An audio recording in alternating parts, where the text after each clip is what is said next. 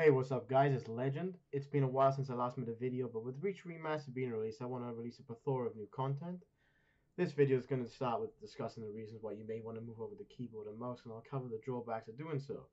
From there, I'll cover specific in-game and out-of-game settings, how to get familiar with keyboard and mouse faster, and the best ways to improve your aim. In the last section, I will cover how to figure out your grip type, the best type of mouse to have for FPS games, and I'll also give some suggestions as to which mouse and keyboard to use. As you can imagine, this is going to be a bit in depth, so it's going to be quite long, but I'll try and keep it as short as possible and as concise as possible. So first of all, you may be wondering, why would you want to switch to a keyboard and mouse in the first place? And you may also wonder what kind of issues you're going to come across when using a keyboard and mouse versus a controller. Obviously, there's various reasons as to why you'd want to use one. Firstly, keyboard and mouse allows for better button mapping. When because you got to use paddles for controllers and things to map and stuff like that. Whereas with keyboard and mouse, you have a lot more buttons. Usually, you have buttons on your mouse as well as your keyboard, so it gives you a lot more customization, and it's a lot more comfortable for you. Um, Keyboard and mice are a lot less expensive generally than if you paid for a SCUF or Elite controller with paddles, and they last a lot longer. Keyboard and mice can last upwards of like 2 years, depending on the brand and quality you purchase. But with a controller, you're generally having to go get it repaired within the first 3 to 6 months, or it's broken total and you can't get a refund. So, you know, um, most keyboards also have the same form factor. So, if one breaks or is discontinued and you had an event, you can just grab another one without being much different. You just have to change your keybinds. And sniping is a lot more fluid, consistent, and it feels so much better on a PC with a mouse. Sniping is just great with a mouse. It feels so fun. Um, there are some negative aspects though to using them compared to a controller. First of all, you get no aim assist, so everything is off your own back. It's going to take a lot of time to practice and get better at it, and you won't get any assistance in doing so. It's difficult to control a recoil pattern because on controller you get a specific pattern and it's not that much recoil and it also it's helped by the aim assist because it like drags it down with you, so you don't really have to worry that much about recoil. But on a keyboard and mouse, they generally make it so that you have to learn the recoil pattern just to be able to control it, and it can be quite difficult, particularly with different sensors. And finally, Halo Reach is notorious, the PC port, for having input issues with keyboard and mouse, mainly being that there's automatic acceleration applied to your mouse, and there's generally a bit of input delay when you're using it, which makes it extremely difficult to use in comparison to a controller where there's no issues because the game was built for controller initially. They said they'll try and get this fixed for the release tomorrow. This is not guaranteed though, and it'll probably be just like a temporary fix that they found so far. So we'll just have to see how it goes. But that's another drawback that may dissuade you. Now I want to cover the best settings on Windows and in Reach and different mice settings, okay, that you want to use if you're going to be going to keyboard and mouse. By default, Windows has a setting enabled. This provides mouse acceleration by default. This makes your aim inconsistent as your sensitivity will effectively increase or decrease based on how fast you move the mouse. Um, Pro players on PC, CS:GO players, Apex, etc., they all disable this option, and because makes it inconsistent. And if you're in a fight where you're in a high pressure situation, or you're getting a bit nervous or whatever, you can generally overhit it, because you're reacting a lot quicker or something than you may usually be. So to disable this, you just go to your Windows setting. You go to Windows search bar at the bottom left. You type in mouse options. You then open it up, go on the right side of the screen, click mouse options, go to pointers, and uncheck the enhanced pointer precision box. Um, you may have noticed all the marketing gimmicks about DPI. You may be thinking that the higher the DPI, the better. So this is for when you get a mouse. It's not actually the case. If you analyze pro players across multiple titles, specifically FPS ones, they have mices capable of extreme levels of DPI. You're talking like 16,000 DPI, which is hella quick. But they generally limit it to between 400 and 800. This is the sort of like variance between the pro players. This is because the games have their own sensitivity settings, and which are different per game. So it's better to have a low DPI and just alter your in-game setting based on the game and your own liking. as this provides a more consistent result than having a high DPI and just putting your in-game sense to low. And lastly, you'll want to disable mouse smoothing in the reach settings as shown on the screen. So you decided to use keyboard and mouse. Congrats. Obviously you're going to want to know how to get used to it quickly because the game's going to launch tomorrow. You know, you're going to want to be able to catch up with the people who are going to be playing controller on PC. You know, that aim assist hits hella hard. Anyway, so you're going to want to develop your muscle memory. Obviously, using a new input method is going to mean it's going to take a long time to get acquainted with and to develop your muscle memory of. The trick to this is simply repetition, but there are ways to improve the time it takes to get used to it. So you can learn it by playing many games, and this will gradually develop your aim. It's not very effective, and it'll take a large amount of time. And that could be time better spent on improving other aspects of your gameplay. Some games like Counter Strike, Fortnite, Apex Legends, etc., have their own type of custom maps where users can practice their aim.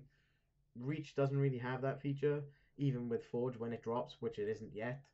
That still won't be a good enough thing because you won't have targets to be able to shoot against or bots or whatever.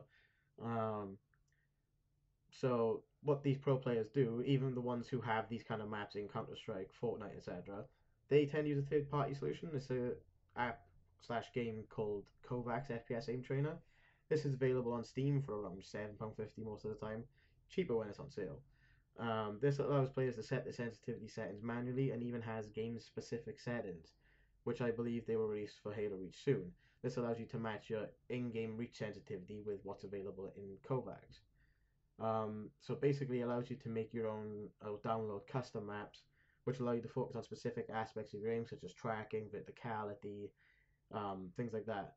So if you just spend like 5-20 minutes playing the different scenarios that you want to play and that you think will benefit you the most, before you hop on the game, will not only serve as a great warm up, but it will develop your muscle memory and ability much faster than it would if you were going to play a game where you have limited engagements. You know, you may get into like say 20 fights, 30 fights in a game, whereas in this you can fight 30 enemies within a space of like a minute.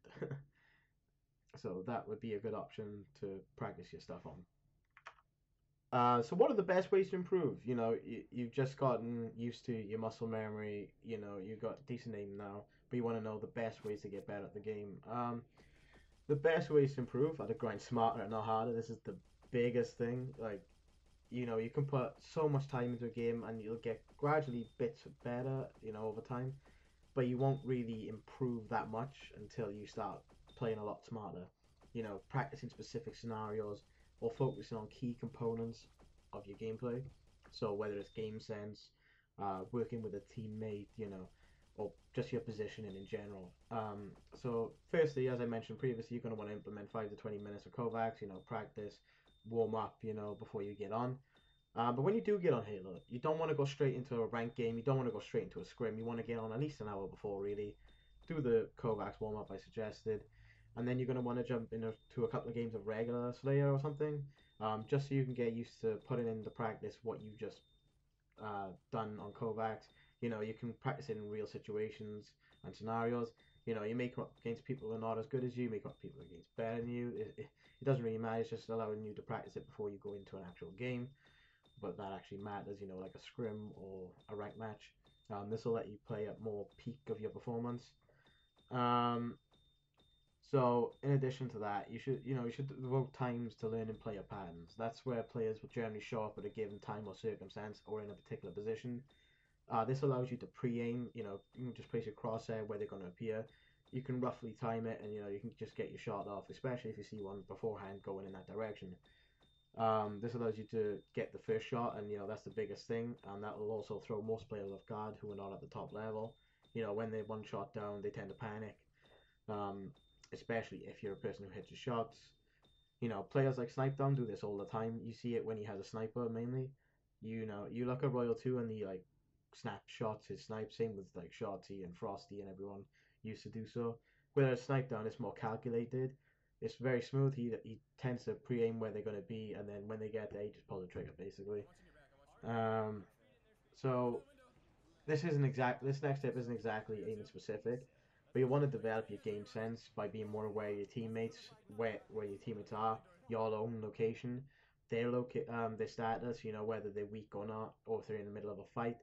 If you know they're in the middle of a fight and you know their position, this means you can, you know, have your crosshairs ready for where you expect the enemy to be. You can help out by killing that enemy really fast, and that way then you may even be able to save your teammates' lives and potentially pull a flag, capture the flag. You know what I'm saying? This will also stop them from getting a kill on the Slayer board. You know, generally these tips will help you improve and do so massively, but the main and most important thing is to just be consistent and stick at it. You know, you can put as much time in as you want, but as long if you're not doing the right sort of practice and you're not continuously doing so, you're not going to see much results from it. So we've just covered that you're going to be moving to keyboard and mouse on PC, and I've given you some tips and the best settings for doing so. Now we're going to cover grip styles. On controller, you have claw grip, you have the regular grip, but then you also have people who use paddles, so there's like a sort of paddle grip. Whereas with keyboard and mouse, you have something similar. So let's cover the mouse. So there's palm, claw, and finger grips. Palm's the most general type of grip you have when using a computer. It's when your palm is completely flat on the mouse. Your fingers and hands are also near to or on the mouse. This is the best grip for easing stress on your wrist. This uses your arm to aim more so than your wrist. This allows you to play for longer and to have generally a higher aim. This is usually used by lower sensitivity players though. Claw is where the base of your palm touches the back of the mouse, but your fingers are in a claw form. Um, this grip allows for quicker flick shots and is generally played by those with higher sensitivities. But because of the lessened palm to mouse contact and the position the hand is in, it can put an extra bit of strain on the wrist. And finger grip is rarely used. This is a grip that allows for quick movements but struggles with precision, and sometimes, you know, you just lose control of the mouse. This is when your fingers are on the mouse and your palm and hand are like sort of hovering above it. This is practically never used by pro players, but it is a type of grip that some people use.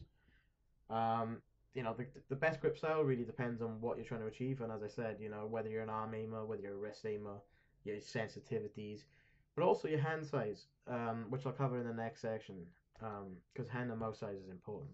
Moving on to the type of mouse and keyboard you should use. So generally it comes down to preference, you know. There are a few factors that should be taken into consideration though. There are many keyboards on the market. Generally, you want a mechanical one though.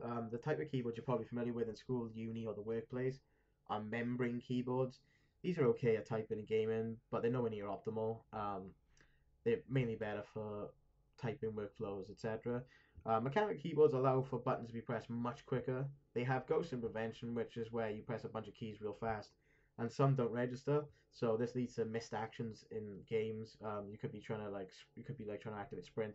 You could be trying to use an ability or something in Halo Reach, and it just won't register because you press so many buttons along with it. In addition, the mechanical keyboards tend to have a low actuation force, which means the amount of force needed to press the button down and for the button to register. So with mechanical keyboards, it's important to deliberate on the type of switch you want. So the type of the mechanical keyboards and switches pro players use are called linear switches, which are the fastest to actuate and generally requires 45 grams of actuation force. These are the types called Cherry MX Red or other brands that are similar. You know, there are some knockoff brands that do them. You know, generally the color remains the same for the type of switch it is though. So, you know, Cherry MX Red and then another brand will still be a red color. So this one is the one used by most pro players. There are other options though, such as an orange switch, which is basically the same but as a tactile bump. So you can sort of feel it being pressed. There's an extra bit of feedback. The last note on the type of keyboard you want to get is a full size or a 10 keyless or a TKL. Most pro players go with a TKL keyboard because this removes the right section of regular keyboards that has the number pad. This is because these are never really used and they take up a lot of room, particularly at LAN events where you have very little room. You know, you have like a small little cubicle for your setup. So yeah, it's recommended to go for a TKL keyboard. So moving on to mice. For FPS games, you'll want a low weight mouse. This is de facto. In FPS games, you need to make a lot of quick movements, and this is particularly true of FPS games with a lot of verticality, such as Halo or Quake. The low weight makes it easier to move and reduces the strain on the wrist. It also prevents fatigue on your wrist after long periods of use. You know, if you got loads of scrims that day, if you're grinding out when the first game first launches over the next couple of weeks. Um, Generally, when it comes to weight aims, you're gonna want to aim for something that's less than 100 grams. This isn't a hard set, and some players that are playing on low sends can benefit from a slightly heavier mouse. But generally, for FPS games, you want a lightweight mouse. A great option I'd recommend is the Glorious Model O or the O minus if you have smaller hands. This is about £45 and weighs just 68 grams. It's a relatively inexpensive option, and it's sort of like their own version or their own imagining of a final mouse, but without the expense or limited availability. There are other options though, such as the Razer Viper, you know, different from some from Logitech. These are very good, but they tend to be at a higher unnecessary premium cost. So it's all down to preference, but they do tend to have RGB, so you know. So when you're also deciding a mouse, it's important to deliberate on the size you get. So different mice have different sizes. Some are very small, some are fit a medium-sized hand, and then some are for large. If the length of your hands from your crease in your wrist to the tip of your finger is 18 centimeters or more, you'll generally want a large size mouse. For anything under that, you'll kind of want a medium mouse, as that's like the midline that'll suit most gamers and players. So we just covered mouse grip styles. Now going on to the keyboard grip styles. Most players in general, like amateur players and casual, they tend to just leave the keyboard as it is horizontal. Some pro players do it, but not many. Most pro players, what they do is they actually make the keyboard vertical, and I mean fully vertical. So they basically just rotate by a 90-degree angle. This is because in LAN events you have very limited space. So this is what they generally tend to do to just have more maximized space with the mouse. This is also much more beneficial to those who have a full size keyboard rather than a TKO. So it's one to take into consideration when you're deciding on your grip style. So moving on to monitors. Monitors are a big part of the conversation when it comes to PC gaming. Many console players heading over hear about the 144 Hz, 240 Hz buzzwords and just splash the cash on any monitor that has those specifications. The reality is that firstly, there are many more important specifications to be on the lookout for and to take into consideration before those increased refresh rates. Secondly, people's computers need to have a high enough specification to actually run the increased frames required to make use of those monitors and increased refresh rates. So the first thing a player should be looking out for when it comes to a monitor is that it has a 1 millisecond input delay. This is the most important thing. This ensures that the screen displays what's happening nearly instantaneously, meaning that when someone does an action, it's produced on the screen as fast as possible. The next thing is to make sure the size is between 23 to 24 inches. This is like the standard size for LAN events. So if you're looking to go and compete at LAN events, etc., this is the sort of screen you'll be given, and it's easier to use the same kind of screen you're going to be using at home as on LAN because you'll be more familiar with it, and it also means your sensitivity won't really have to change much to compensate. These are the maximal sizes in general considered by pro players, because the distance you're sitting from the monitor, anything larger would basically cause you to have enemies out of view or something. So you'd have to literally specifically focus on specific corners in order to see those, rather than just seeing everything when you're looking at the screen. There's another feature which is not necessary, but it's nice to have, and this is FreeSync or G-Sync. This basically just helps get rid of screen tearing by making sure the monitor is displaying at the exact same frame rate. The PC screen tearing is like these little lines or little bits of screen that look like they've been torn, hence by the name. This happens when, so you can have your PC running at 144 Hz, you can have your monitor at 144 Hz, but without FreeSync or G-Sync, sometimes a frame or two is missed, and this causes like a tear. It's not the end of the world, but it's a nice feature to have, and it eliminates any of those issues. So last thing I want to cover before the video ends is just going back to the 144 Hz discussion above. You need to make sure that your computer is capable of running the game at least 120 frames per second, but ideally 144 frames per second, in order to actually make use of the 144 Hz.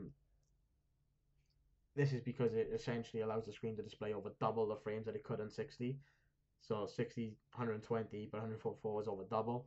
So you see a massive increase. But if you're only pushing out 90 frames, even 120, there won't be that much of a difference. As if you went from 60 to 144. This is what's considered by most pro players to be like the baseline.